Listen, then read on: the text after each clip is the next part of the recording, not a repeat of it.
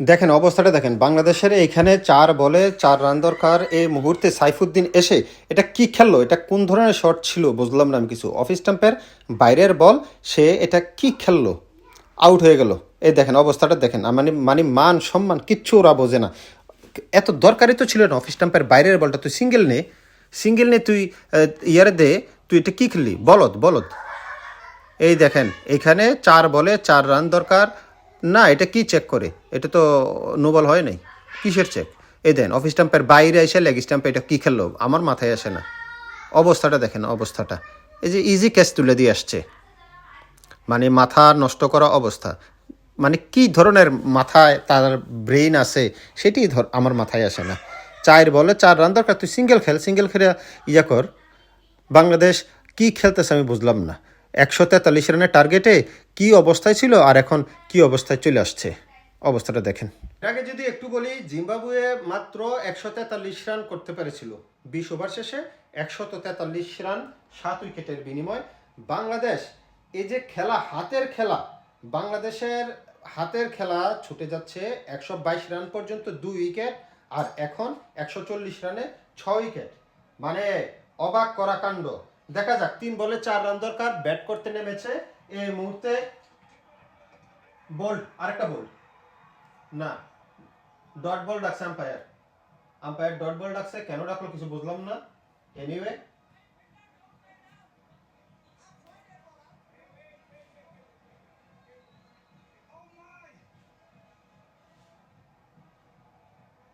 Dot ball লাগছে umpire. Anyway, মানে কি চলছে, কি চলছে এই ম্যাচটা, বাংলাদেশের হাতের ম্যাচ। কিভাবে এই ম্যাচ মানে হাত থেকে ফসকে যাচ্ছে কিছু বুঝলাম না। এই যে আম্পায়ার আগেই অবশ্য ডট বল ডাকছে, যদিও এলবিডব্লিউর আবেদন হয়েছিল, এলবিডব্লিউ হয় না, এটা লেগ স্টাম্পে টাচ করতো। আম্পায়ার আগেই এটা ডট বল ডাকছে। যেটা বলছিলাম, বাংলাদেশ এই অবস্থায় কেন আসবে? এই অবস্থায় তো আসার কোনো দরকারই নাই। বাংলাদেশ যখন 18 ওভার, 18 ওভার শেষে বাংলাদেশের দরকার ছিল 12 বলে 9 রান। 12 বলে 9 রান, হাতে ছিল 7 উইকেট। এই পর্যায়ে কেন আসবে? আমার কথা হচ্ছে, এই পর্যায়ে বাংলাদেশ কেন আসবে, এটার কোনো আমি মানে খুঁজে পাচ্ছি না। এনিওয়ে, বাংলাদেশ 19 নম্বর ওভারটাতে দেখেন ইয়াসির আলী রাব্বি আউট হলো, মানে কি ধরনের আউট, কল্পনার বাইরে, আমি আসলে বুঝলাম না। তারপরে বিশেষ করে মোসাদ্দেক হোসেন ফুলটস বলে বোল্ড আউট হয়ে গেল।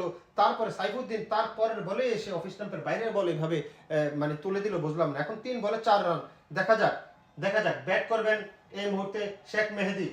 ফুলটস বল তুলে দিয়েছেন, বল চলে যাচ্ছে সীমানার দিকে এবং সীমানার বাইরে, মাটি কামড়িয়ে ঘাসকে পরশ বুলাতে বুলাতে, ঘাসকে চুম্বন দিতে দিতে বল চলে গেল সীমানার বাইরে।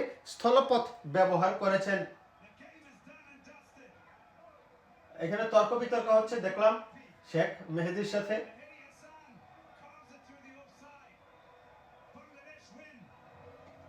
ফুলটস বল তুলে দিয়েছিল, কিন্তু কেন ঝগড়াটা লাগলো কিছু বুঝলাম না। এনিওয়ে, বাংলাদেশ জীবন বাঁচাইনা একটা ম্যাচ খেলছে।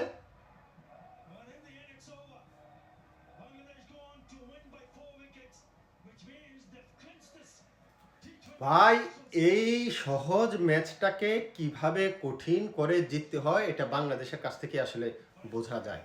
এই ম্যাচ, এত সহজ ম্যাচ, এই জায়গায় আনার কোনো মানে আমি খুঁজে পাই না, যে শেষ মুহূর্তে 3 বলে 4 রানের প্রয়োজন, এই জায়গায় তো আসে না। বাংলাদেশের লাক ভালো যে ফুলটস বল, এই যে এই বলটা ফুলটস ছিল, অনেক বড় ফুলটস উপরে ছিল আপনার, শেষ পর্যন্ত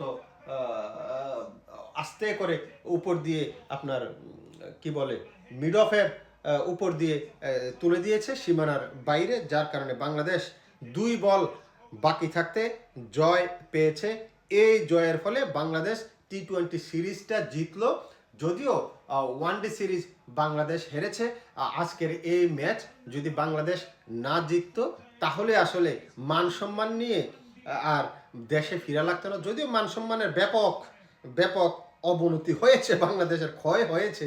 কারণ হচ্ছে বাংলাদেশ প্রতিনিয়ত টেস্ট ম্যাচ খেলে, ওয়ানডে সিরিজ খেলে, টি-20 সিরিজ খেলে, বাট জিম্বাবুয়ের দিকে যদি তাকান, জিম্বাবুয়ে কিন্তু প্রতিনিয়ত খেলতে পারে না, সুযোগ পায় না। সেই জায়গা থেকে বাংলাদেশের উচিত ছিল, একটা মাত্র টেস্ট খেলেছে, সেটা জয়লাভের দরকার ছিল। ওয়ানডে সিরিজটা জয়লাভের দরকার ছিল, টি-20 সিরিজটা জয়লাভের দরকার ছিল। ওয়ানডে সিরিজ হেরে গেছে বাংলাদেশ 2-1, টি-20 সিরিজটা 2-1 বাংলাদেশ জিতলো, আর টেস্ট মাত্র একটা ম্যাচ ছিল, সেটা বাংলাদেশ হেরে গেছে। যাই হোক, শেষ ভালো যার সব ভালো তার, সান্ত্বনামূলক কথা আর কি। বাংলাদেশের আসলে সংসারে মন নাই, শরীরে জুত নাই, তাদেরকে তাড়াতাড়ি দেশের বাড়ি আনতে হবে, এনে আম কাঁঠাল খাওয়াতে হবে। আমার আর আপনার দেওয়ানা হইয়া ফয়দা আছে?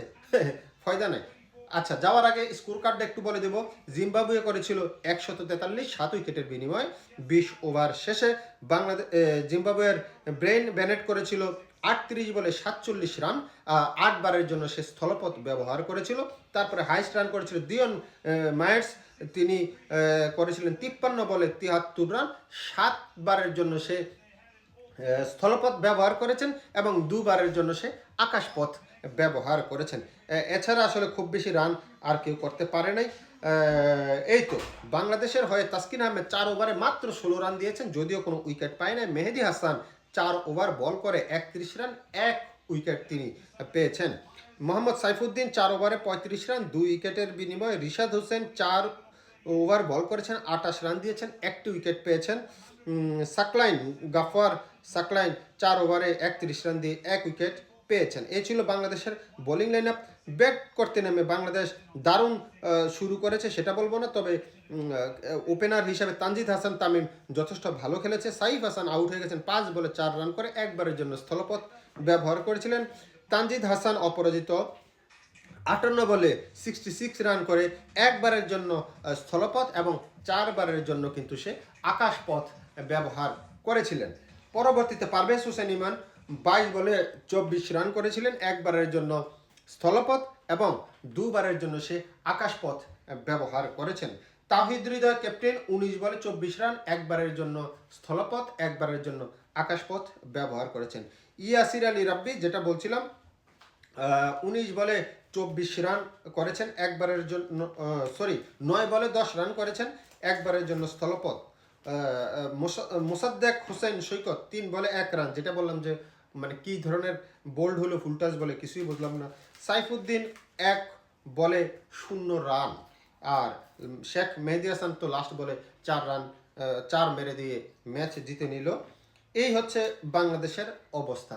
এনিওয়ে, সবাইকে ধন্যবাদ সাথে থাকার জন্য। যারা সংসারে মন আছে, যাদের শরীরে জুইত আছে, তাড়াতাড়ি চ্যানেলটাকে সাবস্ক্রাইব করেন, পাশে থাকা বেল আইকনটা বাজিয়ে দেবেন। ফেসবুক থেকে দেখে থাকলে লাইক কিংবা ফলো দিয়ে পাশে থাকবেন। যদি আপনার সংসারে মন থাকে, শরীরে জুইত থাকে আর কি, দেওয়া না হইয়া ফয়দা আছে? ফয়দা নাই। দেশের বাইরে যাইতে হবে, যাইয়া আম কাঁঠাল খাইতে হবে। আফসোস, আফসোস।